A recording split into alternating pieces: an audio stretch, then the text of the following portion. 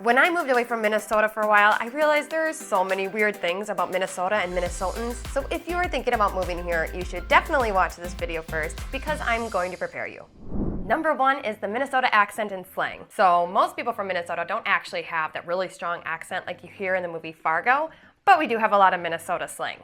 For example, if you're ever at a party, you're gonna hear at least one person say, "Oh, I'm just gonna sneak right past you and grab the ranch." The accent comes out a lot in the O's and the A's, and apparently when we say the word bag, like shopping bag, but I would say that most Minnesotans have the ability to do the stereotypical Minnesotan accent, like, "You betcha, we're gonna go up north to the lake and we're gonna drink some pop, but oofda, it's gonna be a long drive."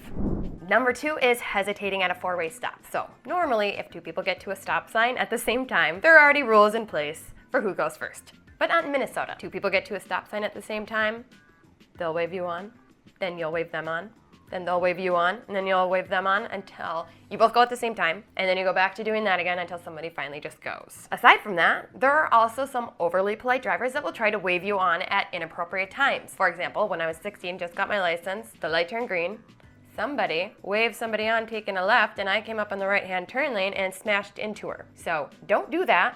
But watch out for people doing that. Number 3 is the beer back. If you don't know what a beer back is, it's a small amount of beer served with a Bloody Mary, either in a low ball, or there's even these little mini Miller High Life bottles that can be used as beer backs as well. I think the purpose of it is to calm down the spice, but I honestly have no idea. All I know is that it's extra booze served with your Bloody Mary. Number 4, calling soda pop. Minnesotans use the word pop instead of soda, and they will automatically assume that you're not from here if you ask for a soda. I started using the word soda because I got a lot of confused looks when I was traveling, but now I get some strange looks when I ask for a soda in Minnesota. Number 5, not taking the last of something. So Minnesotans don't like to take the last piece of pizza, the last piece of pie, last piece of dessert, whatever it may be, and if they do want it, they'll first ask everybody else if they want them to cut it up into as many pieces so everybody can have some of the last part. But really, most people are encouraging for just one person, just take the last one, just take the last one. That's how it goes at parties often. Number 6 is that we play duck, duck, grey duck and not duck, duck, goose. And I think duck, duck, grey duck is better than duck, duck, goose because I think it has a lot more power behind it, like duck, duck, grey duck.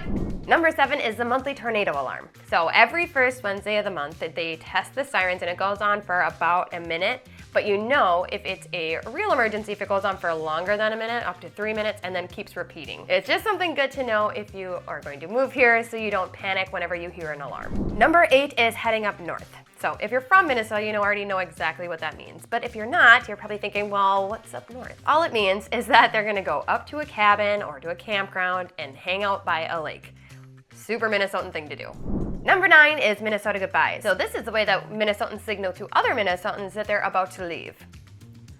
Well, and then from there, you just say goodbye in different areas of the house leading up to the exit, and then when you finally get to the front door, you have about another 45-minute conversation before you finally go out to your car door, and then you're still talking to them at the front door from the car, and that's like another 10 or 15 minutes. And really, I'm completely shortening the process. It's really a whole 10-step process, but if you are at a big party and you want to get out of there quickly, I highly suggest you do the Irish goodbye because it's going to take you forever. If you're not afraid of the Minnesota goodbye and you want to know what some of the pros and cons are to living here, you should definitely watch this video next.